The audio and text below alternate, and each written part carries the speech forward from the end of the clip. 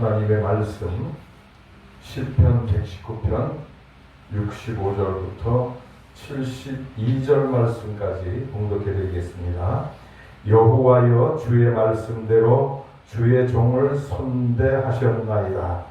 내가 주의 계명들을 믿었사오니 좋은 명철과 지식을 내게 가르치소서. 고난당하기 전에는 내가 그릇 행하였더니 이제는 주의 말씀을 지키나이다. 주는 선하사 선을 행하시오니 주의 율례들로 나를 가르치소서. 교만한 자들이 거짓을 지어 나를 치려 하였사오나 나는 전심으로 주의 법도를 지키리이다. 그들의 마음은 살쪄서 기름덩이 같으나 나는 주의 법을 즐거워하나이다. 고난당한 것이 내게 유익이라. 이로 말미암아 내가 주의 율례들을 배우게 되었나이다. 주의 입의 법이 내게는 천천 금은보다 좋으니이다. 아멘. 봉독해드린 말씀 가지고 고난을 주시는 이유 제목으로 함께 은혜를 나누겠습니다. 옛날에 어떤 아버지가 돌아가시기 전에 유언으로다가 아들을 앞에 앉혀놓고 이야기를 합니다.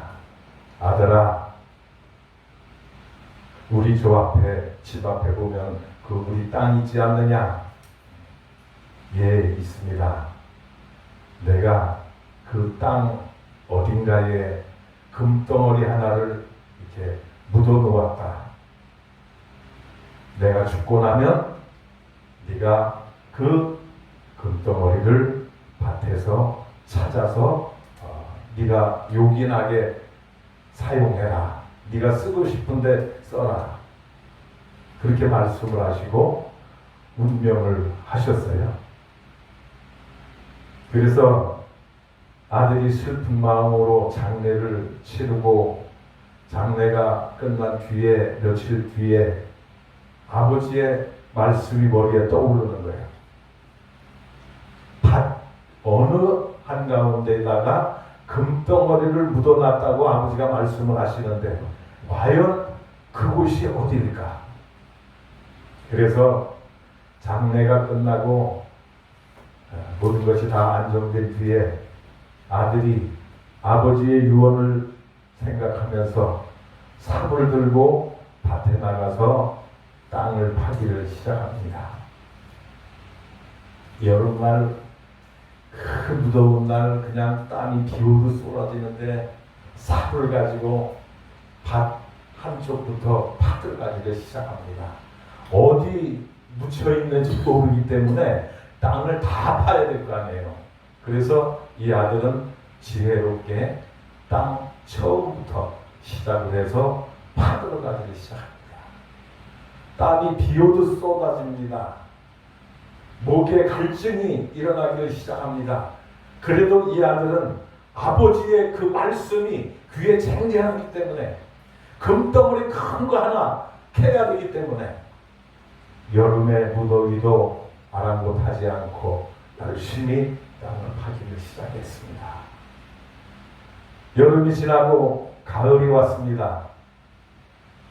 가을에 날씨가 선선하고 요즘같이 이렇게 찬바람도 불고 어제 저녁에는 며칠 전만 해도 에어컨을 틀었다 껐다 하면서 이렇게 잠을 잤는데 어제 저녁에는 춥더라고요. 얇은 그 여름 이불만 덮고 이렇게 잠을 자는데 추워가지고 어제는 잠을 잘 못 잤어요. 이렇게 날씨가 그 뜨거웠던 여름도 시간이 흘러가면은 가을이 찾아오게 되고 가을이 오니까 선선한 바람이 불어요. 땅 파기가 좋아요. 그래서 아들이 여름에보다 더 열심히 땅을 팝니다. 계속 파들어갑니다. 금덩어리는 보이지 않습니다. 그래도 아버지가 하신 말씀이 있기 때문에 그 말씀을 생각하면서 계속 땅을 파는 거예요. 가을이 지났어요. 겨울이 돌아왔어요. 겨울이 오니까 땅이 어떻게 했어요? 꽁꽁 얼어붙잖아요. 그래도 금을 캐야겠다고 하는 그 일념으로 땅을 파기를 시작합니다. 삽으로는 파지질 않아. 이제는 꽃갱이를 가지고 와서 언 땅을 깨고 파고 계속 팝니다. 그렇게 해서 한겨울이 지나가도록 금덩이를 찾지를 못했어요. 봄이 왔습니다. 땅이 녹기를 시작합니다. 이제는 삽으로 땅을 파기 시작합니다. 땅을 다 파고 이제 얼마 남지 않았어. 밭을 다 뒤집어 놨어요. 그런데 땅을 처음부터 끝까지 다 팠지만은 금덩어리는 보이지를 않습니다. 실망에 빠진 거야, 아들이. 아버지가 돌아가시면서 나한테 금덩어리가 분명히 있다고 말씀을 했는데 망령이 들려가지고 돌아가시면서 나에게 말씀을 하셨지만 그거 헛된 소리를 한 거 아닌가, 그런 실망에 빠져가지고 있었어요. 봄에 씨 뿌리는 시기가 왔어요. 그래서 땅을 잘 다듬고 씨를 뿌렸어요. 싹이 나옵니다. 여름이 됐습니다. 무럭무럭 자랍니다. 가을이 됐습니다. 그 심어놓은 곡식들이 무럭무럭 자라서 꽃이 피고 열매가 맺었습니다. 그리고 곡식들이 익어갔어요. 추수를 했는데 전년도보다 수확이 10배가 더 많아진 거예요. 10배가 더 많아진 거예요. 그래서 아들이 가만히 생각해 보기를, 아, 옳다. 아버지의 말씀이 이거였구나. 아버지가 땅속에다가 금덩어리를 묻어준 것이 아니라 내가 열심히 땅을 파고 열심히 일을 해서 수확이 많아지는 이런 것을 아버지가 아시고 나에게 이런 말씀을 해주셨구나. 그래서 아들이 거기서 깨닫게 됐다는 그런 얘기가 있습니다. 아버지의 말씀은 거짓말이 아니었습니다. 헛된 것이 아니었습니다. 농사가 몇 배가 더 잘 되게 해서 수확이 많아지게 해서 황금 덩어리를 찾은 것 같이 곡식을 풍성하게 수확을 할 수 있었다는 얘기입니다. 이 말씀은 우리가 수고하고 땀을 흘리고 고생을 하고 어려움을 딛고 일어섰을 때에 아름다운 열매가 맺힌다고 하는 교훈의 이야기인 줄로 압니다. 우리가 진주 목걸이를 하고 다닙니다. 진주 목걸이는 조개의 암덩어리입니다. 우리 사람들은 진주가 귀한 것이라고 해가지고 아침 이슬 그 노래 우리가 하잖아요. 진주같이 뭐 이렇게 해갖고 빛난다 뭐 이렇게 가사에도 있습니다만은, 진주가 사람들에게 아름답게 보이지만은 그 진주가 만들어지는 과정에서 조개는 암의 아픔 고통을 견뎌내야 됩니다. 암이라고 하는 것은 모든 사람들이 다 잘 압니다. 암이 걸리면 고통스럽고 살아남는 확률이 별로 높지가 않습니다. 그래서 암에 걸리면 모든 사람들이 거의가 다 죽어가야 되는 거예요. 조개가 암에 걸려서 죽어가면서 아름다운 진주를 만들어냈다는 얘기입니다. 바닷가에 가면은 몽돌이 있습니다. 조약돌이 있습니다. 그것은 동글동글동글하게 모난 부분이 없고 다 깎여가지고 동글동글하게 된 것을 우리가 조약돌이다, 몽돌이다. 그래서 저기 남쪽 지방에 어디 가면 몽돌 해수욕장도 있어요. 몽돌 동글동글한 돌멩이들이 많이 쌓여있는 그런 해수욕장도 우리가 만나는데, 그 돌들이 처음부터 그렇게 동글동글한 건 아니었어요. 이 산 위에서 바위가 깨져가지고 날카롭고 원한 부분이 많이 있었는데 그것이 장마가 져갖고 계곡을 흘러내려가면서 이리 부딪히고 저리 부딪히고 모난 부분이 깎여나가고 모난 부분이 둥그러지면서 강을 거쳐서 바다에 이르기까지 수많은 역경을 통해서 몽돌이 만들어진다는 거예요. 조약돌이 만들어진다고 하는 그런 얘기입니다. 우리 신앙인들이 온전한 믿음을 가지고 온전한 그리스도인으로 살아가기 위해서 처음에 우리가 교회 나올 때는 모난 데가 많이 있었어요. 고집도 세고 남을 무시하고 남의 말 듣지도 아니하고 자기만 잘났다고 교만에 빠져 있고 그런 모습으로 우리가 교회를 처음에 나왔는데 교회를 열심히 다니면서 말씀도 듣고 성도들 간에 교제도 하고 구역 식구들 간에 모여서 대화도 하고 여러 가지 신앙생활을 통해서 나의 모난 부분이 깎여져 나가고 모난 부분이 둥그렇게 동그랗게 변하게 되었다고 하는 말씀입니다. 그렇게 변하기까지는 수많은 시련이 우리에게 닥치고 오는 거예요.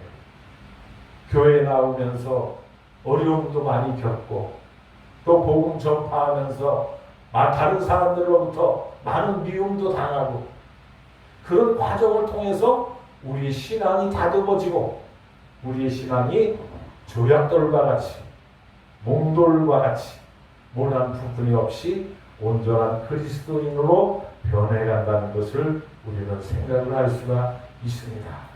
그래서 그리스도인들에게 주어지는 이 고난이라고 하는 것은 오히려 우리 삶에 있어서 당시에는 힘들고 고통스러울지 모르지만 그 과정을 거치고 나면은 우리가 신앙이 성숙하게 되고 이제는 완전한 그리스도인으로 변해가는 우리의 모습을 우리가 바라볼 수가 있습니다. 그래서 바울은 디모데후서 2장 3절에서 디모데에게 이런 얘기를 했습니다. 너는 그리스도 예수의 좋은 군사로 나와 함께 고난을 받으라. 우리가 그리스도인으로서 예수의 좋은 군사로 부름을 받았습니다. 그리고 신앙생활을 하고 있습니다. 그런데 바울은 디모데에게 한 얘기가 그리스도의 예수의 좋은 군사로 부름을 받았으니 나와 함께 고난을 받자. 그런 얘기를 했어요. 왜 고난을 받자고 했습니까? 고난을 통해서 우리의 모난 부분들이 깎여나가게 되고 우리의 신앙이 성숙한 신앙으로 자라나가기 때문에 그런 이야기를 했다고 하는 것을 우리가 생각을 할 수가 있습니다. 제가 사업에 실패를 해서 당진에 있는 제철소에 가서 한 달 동안 일을 한 적이 있어요.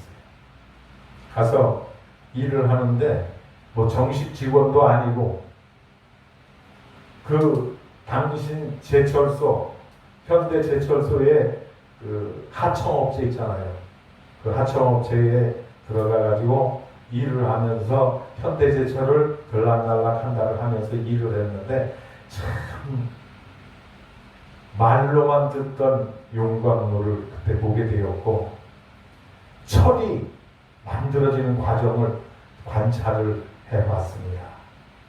커다란 용광로 속에 그 고물상에서 모아온 철 부스러기들 찌그러진 거, 구부러진 거, 깨진 거 이런 거 다 집어넣고 열을 가해서 불을 떼는데 용광로의 온도가 1400도에서 3500도까지 간다고요. 근데 이제 그것은 특수한 경우에 그렇게 높이 온도를 올리지만은 일반적으로 철을 재련하는 데는 1000도씨 정도. 여러분 1000도라고 해도 우리가 말이 쉽지 엄청나게 뜨겁습니다. 그래서 용광로 옆에만 가도 얼굴이 화끈화끈하고 그냥 뜨거운 열기가 우리 몸에 확 다가오는 것을 느낄 수가 있습니다. 그래서 그 용광로 속에 들어간 잡철들, 고철들이 뜨거운 재련 과정을 통해서 불순물들이 다 빠져나가게 되고 순수한 쇳덩어리만 고철이 돼가지고 그 철이 돼가지고 커다란 철판이 만들어져서 나오는 과정을 지켜본 적이 있습니다. 이런 재련 과정을 통해서 그 못쓰게 되었던 고철들이 새로운 모습으로 변신을 하게 되고 다시 그것을 가지고 가서 철근도 만들고 철판도 만들고 여러 가지 금속으로 우리가 만드는 그런 과정을 거치게 되는 것을 보아왔습니다. 성경은 성도들을 가리켜서 정금의 비유를 합니다. 금을 우리가 캐는데 금덩어리가 산속에 땅속에 그냥 주먹만하게 이게 그대로 있는 게 아니에요. 금을 캘 때 보면은 금맥이 쫙 있는데 금맥에는 여러 가지 불순물들이 함께 섞여 있는 거예요. 거기에 금이 섞여서 함께 있는 거예요. 그래서 그것을 캐다가 용광로에 집어넣고 열을 가해서 불순물을 다 제거하고 오직 순금만, 정금만 거기서 찾아나게 되는 거라 그런 얘기입니다. 그래서 베드로전서 1장 6절과 7절에 베드로 사도는 이렇게 얘기를 합니다. 너희의 믿음의 확실함은 불로 연단하여도 없어질 금보다 더 귀하여 예수 그리스도께서 나타나실 때에 칭찬과 영광과 존귀를 얻게 할 것이니라. 그리고 욥기 23장 10절에서 욥은 온갖 고난을 당하고 난 뒤에 이런 고백을 합니다. 나의 가는 길을 오직 그가 하시나니 그가 나를 단련하신 후에는 내가 정금같이 나오리라. 할렐루야. 우리의 신앙이 정금같이 귀하고 순수한 믿음이 되기 위해서는 용광로를 거쳐야 하는 그런 고난의 과정이 우리에게 있다는 것을 말씀을 해주고 있는 것입니다. 그래서 나의 가는 길을 그가 아시나니 그가 나를 단련하신 후에는 나를 훈련시킨 후에는 내가 정금같이 나오리라. 여러분, 우리에게 고난이 오고 환난이 오는 것을 두려워하지 마시기 바랍니다. 그 고난을 통해서 훈련을 통해서 단련을 통해서 우리의 믿음이 나도 알 수 없는 그 사이에 조금씩 성장해 가서 정금과 같은 신앙을 소유하는 그런 신앙인이 된다고 하는 말씀인 것입니다. 우리가 욥의 고난을 살펴보면은 재물을 다 잃었고 자녀들을 다 잃었고 자기 몸에 욕창이 나서 정말로 고통스러운 과정을 겪으면서도 그는 하나님을 원망하지 아니했습니다. 그의 친구들이 와서 하나님을 욕하고 또 그의 부인도 말을 합니다. 당신이 그렇게 고난을 당하고 어려움을 당하면 하나님을 욕하고 차라리 죽어버려라. 그런 얘기를 합니다. 그러나 욥은 하나님을 원망하지 아니했어요. 오히려 욥이 고백한 것처럼 그가 나를 단련한 후에는 내가 정금같이 나오리라. 할렐루야. 우리에게 닥쳐오는 고난과 환난과 시험과 어려움을 통해서 우리의 믿음이 정금과 같은 순수한 믿음으로 커간다는 것을 말씀을 해주고 있습니다. 그렇기 때문에 오늘 우리는 우리에게 다가오는 시련과 고난을 어려움으로 여기는 것이 아니라 오히려 고난을 감사할 수 있는 신앙인이 될 수 있기를 바랍니다. 그러면 하나님께서 우리에게 왜 이런 고난을 주십니까? 고난을 주시는 이유에 대해서 말씀을 합니다. 67절에 보니까 고난 당하기 전에는 내가 그릇 행하였더니 이제는 주의 말씀을 지키나이다. 고난 당하기 전에는 내 멋대로 살았어. 내 고집대로, 내 뜻대로, 내 생각대로 남의 말 듣지 않고 내가 잘났고 내가 똑똑하고 내 고집대로만 살아왔다. 그런 얘기입니다. 그러나 하나님이 나에게 고난이라고 하는 연단 과정을 다 거치게 하니까 나의 믿음이 정금같이 순수한 믿음으로 성장하게 된다는 말씀입니다. 이런 의미에서 생각을 한다면 오늘 저와 여러분에게 주시는 고난으로 생각하지 마시고 하나님이 나에게 축복을 주시기 위해서 이러한 시련의 과정을 거치게 하셨구나. 오히려 고난을 감사할 수 있는 성도가 되기를 바라는 것입니다. 고난 당하기 전에는 내가 그릇 행하였더니 이제는 내가 주의 말씀을 지키려 한다. 고난이 안 오면은 신앙생활하는 것이 뜨뜻미지근하다 그런 얘기를 하잖아요. 그저 뭐 어려움 없고 고난 없고 환난이 없고 시련이 없으니까 그냥 신앙생활 하는 둥 마는 둥 습관에 젖어서 타성에 젖어서 오늘은 주일이니까 교회 가야지 습관적으로 가는 거예요. 습관적으로. 그런데 고난을 당하고 나니까 이제는 내가 주의 말씀을 철저하게 지키는 그런 사람으로 바뀌게 되었다는 거예요. 그래서 고난 당하기 전에는 내가 그릇 행하였지만 이제 고난을 통과하고 난 후에 주의 말씀을 지키는 사람이 되었다. 그래서 다윗은 고백하기를 고난이 내게 유익이라. 할렐루야. 여러분 고난 당하고 어려움이 왔을 때 유익하다고 생각을 하셨습니까? 원망하셨습니까? 이 시간 이후부터는 하나님께 이 고난을 통해서 나에게 큰 복을 주시기 위한 연단의 과정이라는 것을 생각하시고 감사하는 저와 여러분이 될 수 있도록 축원을 드립니다. 베드로전서 4장 13절에 오직 너희가 그리스도의 고난에 참여하는 것으로 즐거워하라. 이는 그의 영광을 나타나실 때에 너희로 즐거워하고 기뻐하게 하려 함이라. 베드로 사도가 이렇게 말씀을 했습니다. 제가 젊은 시절에 시골에서 목회를 하면서 많은 고난을 당했습니다. 어려움을 많이 겪었습니다. 그래서 그 고난 속에서 주님을 만나고 주님이 함께 하시는 것을 느끼면서 살았습니다. 고난이 없었더라면 하나님의 은혜를 깨닫지를 못해요. 아파서 병원에 입원을 했던 사람이 병이 다 고쳐지고 치료받고 나오면 그 병석에서 누워있을 때의 고난이 너무나 큰 사람이면 큰 사람일수록 건강에 대한 것을 더욱 느끼게 되고 건강이 중요하구나 하는 사실을 깨닫게 되는 것 같이 우리가 고난을 통해서 주님을 만나고 주의 말씀을 지키게 되고 주의 규례를 지키게 되니까 고난이 내게 유익이라는 것을 깨닫게 된다고 하는 말씀입니다. 그래서 야고보서 5장 13절에 말씀합니다.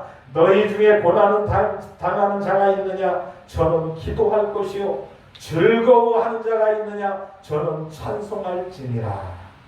고난을 당하면 기도하고 찬송하고 즐거워하라는 말씀입니다. 여러분 고난 당하면서 즐거워하는 것이 쉽다고 생각을 하십니까?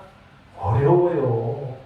말로는 우리가 이렇게 고난당할 때 기뻐하라, 즐거워하라, 감사하라 이렇게 말로는 쉽게 표현하지만 실질적으로 우리에게 고난이 닥쳐오면 정말로 그 고난이 고통스럽고 이 고난이 언제 나에게서 지나갈까 기다려지고 이 고난을 안 당했으면 좋겠다고 하는 마음이 굴뚝같이 우리에게 생긴다는 얘기입니다. 그러나 고난을 당함으로 말미암아 우리에게 하나님께서 귀한 정금과 같은 믿음을 우리에게 주신다고 하는 말씀입니다. 그래서 바울은 이런 말씀을 합니다. 징계가 없으면 오히려 버려진 자식인지도 모른다. 버려진 자식인지도 모른다. 그러니까 징계는 하나님의 사랑의 증표라는 것을 말해주고 있는 겁니다. 우리에게 고난이 오면 낙심하고 하나님을 원망하는 것이 아니라 이 고난을 통해서 내가 하나님의 자녀가 되었구나 하는 것을 깨달아야 된다고 하는 말씀입니다. 그리고 이 고난을 당하고 난 뒤에 이 고난이 지나가고 나면 나에게 정금과 같은 믿음을 주실 것이다. 하는 이런 확실한 믿음을 우리가 가지고 살아야 된다는 말씀입니다. 그래서 시편 기자는 오늘 본문에서 고난 당하기 전에는 내가 그릇 행하였더니 이제는 주의 말씀을 지키나이다. 고난 당하기 전에는 내가 잘나고 내가 똑똑하고 내가 힘이 있어서 살아온 줄로 알았는데 잘못 살아왔는데 그러나 고난을 당하고 나니까 이제는 주의 말씀을 지키나이다. 그런 고백을 하고 있는 것을 볼 수가 있습니다. 이런 고백을 하는 다윗과 같이 우리에게 고난이 오면 올수록 주의 말씀을 더욱 지키고 하나님의 말씀을 배우고 나를 치려는 무리가 있다고 하더라도 하나님의 말씀을 지키기 위해서 더욱 힘쓰고 애쓸 때에 우리의 믿음은 날로 성장해 갈 줄로 믿습니다. 그러므로 고난이 올 때에 원망하고 불평하지 말고 우리가 이 고난을 슬기롭게 믿음으로 이겨나갈 수 있는 믿음을 달라고 기도하시고 그리고 그 고난을 잘 이기고 난 뒤에 우리에게 주시는 놀라운 하나님의 은혜와 하나님의 축복을 체험하는 우리 모두가 되기를 축원을 드립니다. 그 다음에 고난을 주시는 이유가 무엇입니까? 유익을 주시기 위함이라 됩니다. 71절 본문을 보면은 고난 당한 것이 내게 유익이라 이로 말미암아 내가 주의 율례들을 배우게 되었나이다. 주님의 율례, 주님의 말씀을 고난을 통해서 배우게 되었다고 하는 말씀이에요. 고난 당하기 전에는 그저 습관에 젖어서 교회 가는 날이니까 주일이니까 그냥 마지못해서 시간 때우기 이제 그런 생각으로 왔다 갔다 했지만은 이제 고난을 당하고 나니까 고난 뒤에 주시는 하나님의 유익, 하나님의 은혜를 우리가 체험했기 때문에 그 은혜를 받았기 때문에 우리가 고난을 통해서 하나님께 감사할 수 있게 된다는 말씀입니다. 그래서 본문 다윗은 고난을 통해서 주의 율례들을 배우게 되었기 때문에 유익이라고 고백을 하고 있습니다. 주님의 말씀이 평상시에 성경을 읽고 평상시에 주일날 나와서 설교를 듣고 말씀을 들으면 그렇게 마음에 와 닿지 않을 때가 많을 거예요. 그런데 고난을 당하고 어려움을 당한 사람이 주님 앞에 나와서 무릎 꿇고 간절한 마음으로 기도하고 말씀을 들을 때에 그 말씀이 내 가슴을 울리고 그 말씀이 살아있는 말씀이 돼서 나에게 유익을 가져다주는 귀한 말씀이 된다는 것을 여러분 기억할 수 있기를 바랍니다. 사람들은 편안한 삶을 원합니다. 모든 사람들이 다 고난을 싫어하는 것을 사실입니다. 그러나 우리 믿는 하나님의 자녀들은 이 고난을 통해서 나에게 주시는 축복을 발견할 때에 고난을 감사할 수 있게 된다고 하는 말씀이에요. 고난을 당하면서도 그 고난을 지나고 난 뒤에도 하나님의 은혜를 깨닫지 못하고 하나님의 축복을 받지 못하면 무의미한 것이 된다는 얘기입니다. 그러나 그 고난을 통해서 하나님의 은혜를 체험하고 하나님의 말씀을 깨닫고 하나님의 축복을 받고 나면 그 고난이 나에게 유익을 주시기 위해서 이런 고난을 주셨구나. 이걸 깨닫게 된다는 말씀이에요. 그래서 다윗은 고난을 통해서 내가 유익함을 받았다. 고난 당하기 전에는 내가 말씀도 깨달았지 못하고 고난을 당하기 전에는 내가 신앙생활도 엉터리로 했지만 이제 고난이라고 하는 그 욕망론을 통하고 나니까 나의 믿음이 순수한 믿음으로 정궁만 같은 믿음으로 변화가 되어서 이제는 하나님의 율례를 지키게 되고 주의 말씀을 깨닫게 되고 하나님의 축복 가운데 살아갈 수가 있게 된다고 하는 말씀인 것입니다. 여러분, 많은 고난을 경험하고 시험을 이겨낸 성도는 오히려 고난을 통해서 하나님의 은혜를 깨닫고 하나님의 축복을 체험하고 하나님 앞에 감사하게 된다고 하는 말씀입니다. 지금 이 순간에 고난을 당하는 성도들이십니까? 이 고난을 이용해서 더욱 우리의 믿음을 성장시키는 성도들이 되기를 예수님의 이름으로 축복을 드립니다. 찬송가 작시자 가운데 파니 크로스기라고 하는 여인이 있었습니다. 그 여인이 처음에 그 청교도 가정에서 태어났어요. 믿음의 가정에서 태어났어요. 그래서 그가 태어난 뒤에 유모가 와서 보살피게 되었는데 하루는 파니 크로스기에게 안질이 왔어요. 눈병이 왔어요. 그래서 유모가 그 눈에다가 약을 집어넣는다는 것이 잘못 다른 약을 갖다 집어넣어가지고 눈이 멀게 됐어요. 얼마나 불행한 일입니까?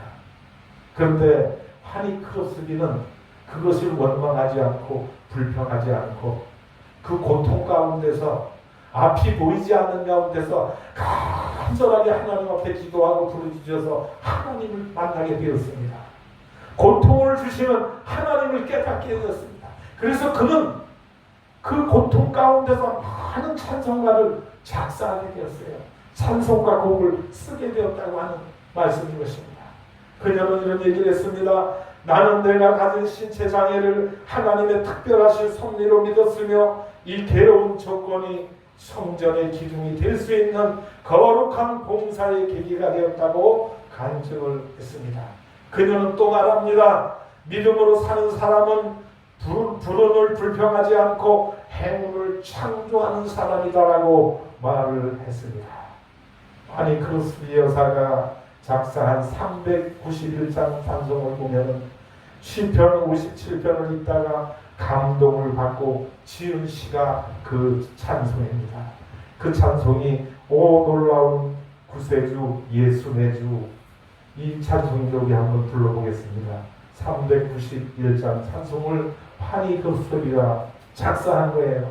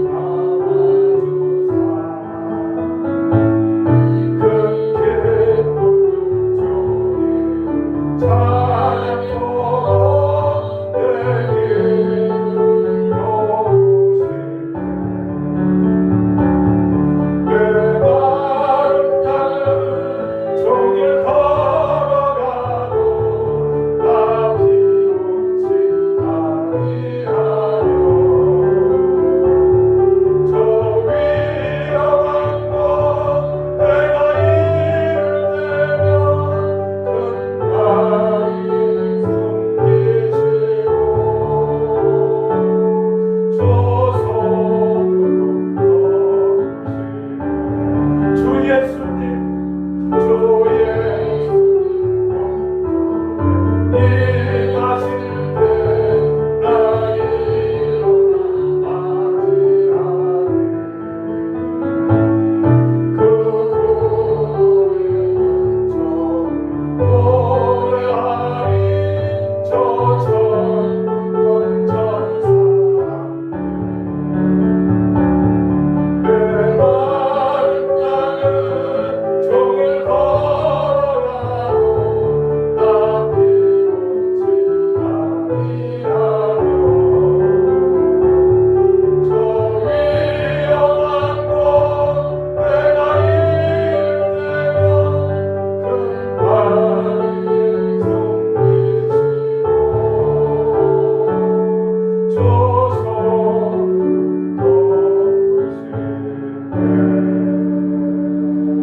할렐루야.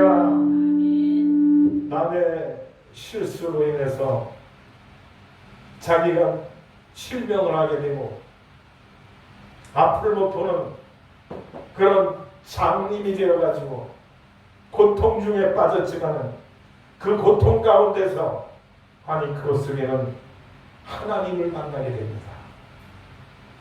만약에 그에게 고통이 없었다면 3천여 편에 되는 찬송가 곡을 그는 쓰지 못했을 거예요. 그러나 하나님이 주시는 고통을 통해서 그 고통을 통해서 고통을 만남으로 말미암아 아니 그렇으면은 자기에게 주시는 그 어려움 속에서 진정한 하나님의 은혜를 깨닫게 되었고 하나님의 은혜를 만나게 되었고 아름다운 찬송가 곡을 쓰게 되었던 것을 볼 수가 있습니다. 나의 갈 길 다가도록 예수 인도하시니 내 주 안에 있는 긍휼 어찌 의심하리요 믿음으로 사는 자는 하늘 위로 받겠네 무슨 일을 만나든지 만사 형통하리라 무슨 일을 만나든지 만사 형통하리라 눈이 안 보이고 앞이 안 보여도 나의 갈 길 다가도록 예수가 인도하신다는 거예요. 예수님이 함께 하시는 것을 그는 깨달았다고 하는 아쉬운 것입니다. 이렇게 살았으니까 그는 눈을 뜨고 살아가는 사람보다 더 행복한 삶을 살 수가 있었습니다. 오늘 우리가 살아가는 삶 가운데 환희 크로스보다 더 어려운 고통을 당하고 있습니까? 더 어려운 시험을 당하고 있습니까? 그렇지는 않을 거예요.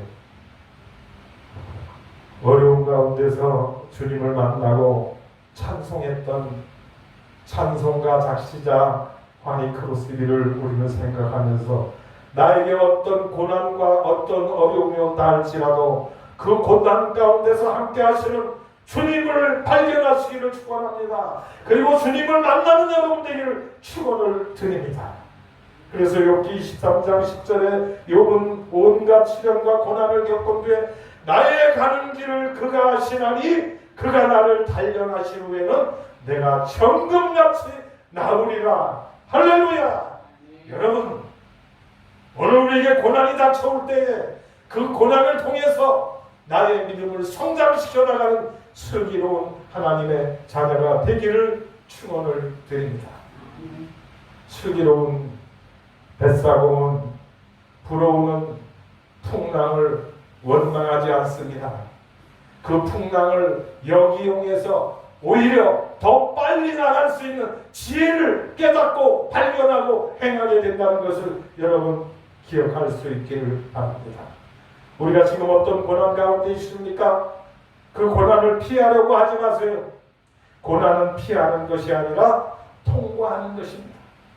그래서 군대에 가보신 분들은 알지만은 군대에서 각계 전투를 할 때에 장애물을 이렇게 철조망을 쳐놓고 그거를 통과하는 훈련을 합니다. 그 통과하는 방법이 4가지가 있습니다. 하나는 밑으로 통과. 밑으로 통과할 때는 누워가지고 철모를 한 손으로 잡고 총을 한 손으로 같이 잡고 한 손으로는 철조망을 이렇게 들어 올리면서 발로 이렇게 밀어가면서 그 철조망을 통과해서 나가는 거예요. 또 한 가지 방법은 위로 통과하는 것이 있어요. 철조망 위에다가 가만이나 그 판자떼기 같은 것을 덮어놓고 거기를 뛰어 건너서 통과하는 그런 방법이 있습니다. 또 한 가지 방법은 그 장애물이 있는 데를 돌아서 피해서 돌아가는 그런 방법이 있습니다. 그러나 그 장애물을 피해서 돌아서 간다고 한번 생각해 보세요. 장애물이 짧지 않고 그 철조망이 몇 킬로씩이나 이렇게 쳐져 있다고 생각하면 적군을 향해서 공격해 나가는데 몇 킬로를 돌아서 가갖고 언제 싸워서 언제 승리를 쟁취할 수 있냐 말씀이에요. 그래서 마지막 방법으로는 폭파 후 통과라는 방법이 있어요. 장애물을 폭파시키고 바로 통과하는 방법이 있다는 거예요. 여러분, 우리 앞에 어떤 장애물이 있습니까? 성령의 능력으로 그 장애물을 폭파시키고 직진해 나가는 여러분 되기를 축원을 드립니다.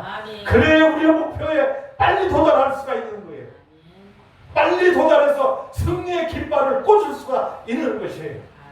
오늘 우리에게 시련이 오고 어려움이 온다고 하면 그 장애물을 성령의 능력으로 폭파하는 여러분 되기를 축원합니다. 그리고 얼른 빨리 그 장애물을 통과해서 승리의 개가를 부르고 승리의 깃발을 꽂는 슬기로운 하나님의 자녀들이 되기를 축원을 드립니다. 그 다음에 고난을 주시는 목적 세 번째는 영광을 주시기 위해서 우리에게 고난을 주시는 줄로 믿습니다. 성경 가운데 보면은 많은 사람들이 고난을 통해서 영광을 차지했습니다. 욥이 그랬지요. 요셉이 그랬지요.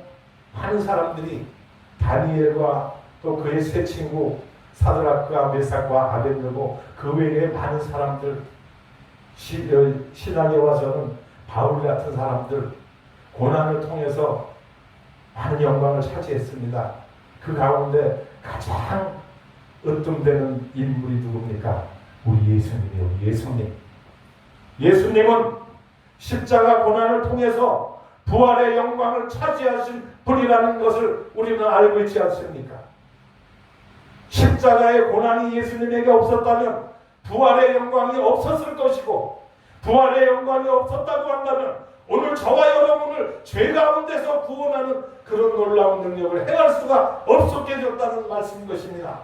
그러나 우리 주님은 그 고난을 통해서 십자가의 죽음을 마다하지 아니하시고 십자가를 치고 죽음은 힘으로 말미암아 부활의 영광을 차지했고, 그 십자가를 바라보고 십자가를 믿는 사람에게 구원의 영광을 안겨주신 줄로 믿습니다. 출애굽을 해서 가나안을 들어가는 이스라엘 백성에게 이스라엘 백성들이 광야길을 가면서 하나님을 원망하고 먹을 것이 없네, 마실 물이 없네, 길이 좋지를 않네, 별 원망을 다 하지 않았습니까? 그때 하나님께서 불뱀을 보내가지고 그들을 물려서 죽게 했습니다. 불뱀을 물린 사람은 즉사해버리는 거예요. 죽어버리는 거예요. 제가 독사에 물렸던 사람 아닙니까? 어렸을 때 독사에 물리니까 손가락을 여기를 물렸는데 물리고 나니까 금방 팔 위로 손 위로 팔까지 막 붓기를 시작을 하는데 감당이 안 되더라고요. 그래서 고무줄로 이 팔을 챙챙 감아서 묶은 뒤에 침으로다가 물린 자리를 막 찌르고 입으로 독을 막 빨아내고 병원으로 달려갔어요. 병원에 가서 메스로 3군데를 찍고 그 다음에 드레인을 박아가지고 거기에서 독을 뽑아내는데 2달을 병원에 입원을 했었어요. 2달. 그래서 살아났습니다. 뱀의 독이라는 것이 이렇게 무서운 거예요. 원망하는 이스라엘 백성들에게 하나님은 불뱀을 보내서 그들을 물어 죽게 했습니다. 그래서 불뱀에 물려 죽어가는 이스라엘 백성들이 하나님 앞에 잘못을 뉘우치고 회개했어요.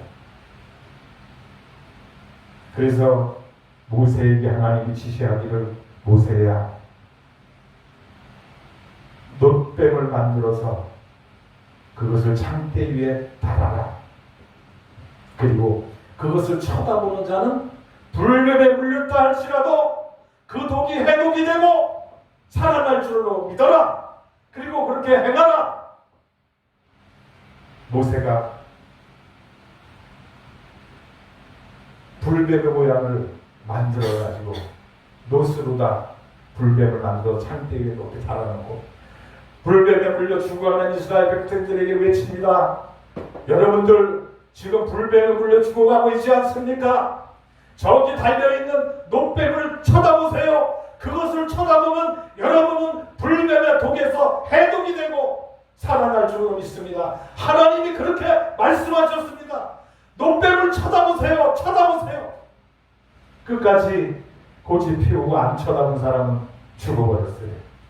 그러나 모세의 말을 믿고 불뱀을 노뱀을 쳐다본 사람은 살아난 줄로 믿습니다. 오늘 우리에게 어떤 어려움과 시련이 온다 할지라도 그 고난 가운데서 우리에게 주시는 영광을 바라볼 수 있기를 바랍니다. 그래서 요한복음 3장 14절에 보면 그런 말씀이 있어요. 모세가 광야에서 뱀을 든 것 같이 인자도 들려야 하리니 이는 그를 믿는 자마다 멸망치 않고 영생을 얻게 하려 하니라.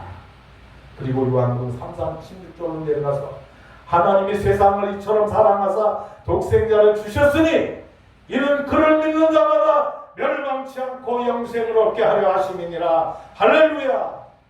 광야에서 불뱀에 물려 죽어가는 사람들이 노뱀을 쳐다봐서 살아났던 것처럼 이 세상에 살아가는 모든 사람들은 아담과 하와의 범죄로 말미암아 우리가 불뱀에 물리게 되었습니다. 우리에게는 죄의 독이 들어와 있습니다. 모든 사람들은 다 죽을 수밖에 없습니다. 그러나 이 땅에 오신 예수 그리스도가 십자가에 달려 돌아가심으로 말미암아 그 십자가에 달린 예수를 쳐다보는 자는 죄의 독에서 해방되는 줄로 믿습니다. 죄의 독에서 해독이 되고 죽음에서 영생으로 바뀌는 놀라운 하나님의 축복을 받게 되는 줄로 믿습니다.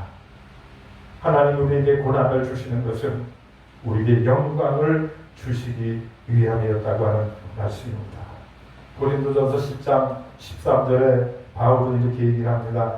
사람이 감당할 시험 밖에는 너희가 당한 것이 없나니 오직 하나님은 미쁘사 너희가 감당하지 못할 시험을 당함을 허락하지 아니하시고 시험을 당할 즈음에 또한 피할 길을 너희로 능히 감당하게 하시느니라. 예수님도 고난을 통해서 부활의 영광을 차지했습니다. 오늘 우리에게 주시는 고난을 통해서 부활의 영광을 차지하신 예수님과 같이 구원의 영광을 차지하는 우리 모두가 될 수 있기를 축원을 드립니다. 예수님의 부활은 모든 인류를 죄악 가운데서 구원하시는 놀라운 능력이 되었습니다. 베드로전서 5장 10절에 하나님의 자녀들에게 고난을 주시는 이유를 또 말씀합니다. 모든 은혜의 하나님 곧 그리스도 안에서 너희를 부르사 자기의 영원한 영광에 들어가게 하시니가 잠깐 고난을 당한 너희를 친히 온전하게 하시며 굳건하게 하시며 강하게 하시며 너희를 견고하게 하시리라 말씀을 했습니다. 고난이라고 하는 것은 우리를 완전하게 하기 위해서 강건하게 하기 위해서 우리를 굳센 사람으로 만드시기 위해서 우리에게 주시는 것이라는 것을 기억할 수 있기를 바랍니다. 오늘 시편 기자의 고백과 같이 고난당한 이전에는 내가 그를 행하였더니 이제는 주의 말씀을 지키나이다. 할렐루야. 고난당한 것이 내게 유익이라 이로 말미암아 내가 주의 율례들을 배우게 되었나이다. 할렐루야. 여러분 오늘 우리에게 주어진 고난을 아픔으로 여기지 마시고 고통으로 여기지 마시고 하나님이 이 고난 뒤에 나에게 주실 영광을 바라보는 우리 모두가 될 수 있기를 축원을 드립니다. 주님은 말씀하십니다. 너희가 세상에서 환난을 당하나 담대하라. 내가 세상을 이겼노라. 주님 주시는 말씀을 통해서 우리에게 어떤 환난이 온다 할지라도 환난 속에서 세상을 이기신 주님을 따라하며 세상을 이기고 고난을 이기고 고통을 극복하고 믿음의 승리자가 되시기를 예수님의 이름으로 간절히 축원을 드립니다. 기도하겠습니다. 하나님 아버지, 고난당하기 전에는 우리가 잘못된 길로 걸어갔고 주의 말씀을 지키지 아니했고 내 고집대로 살아왔음을 이 시간 고백합니다. 그러나 고난을 당하고 난 뒤에 나에게 주시는 은혜 가운데 내가 주의 말씀을 지키고 주의 율례들을 깨우치게 되었음을 감사드립니다. 그리고 이 고난이 다 지나간 뒤에 나에게 주시는 하나님의 큰 영광과 축복을 체험하게 하시니 감사드립니다.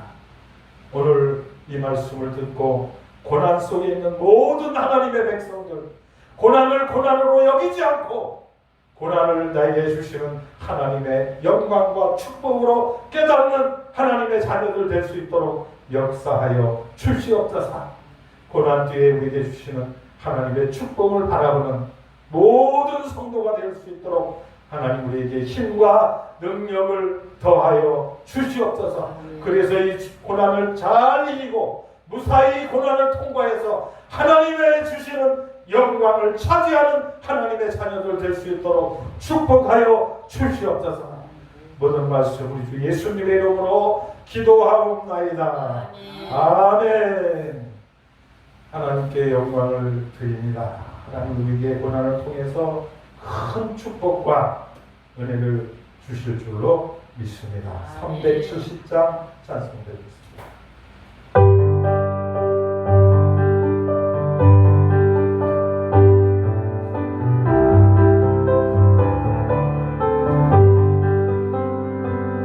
주와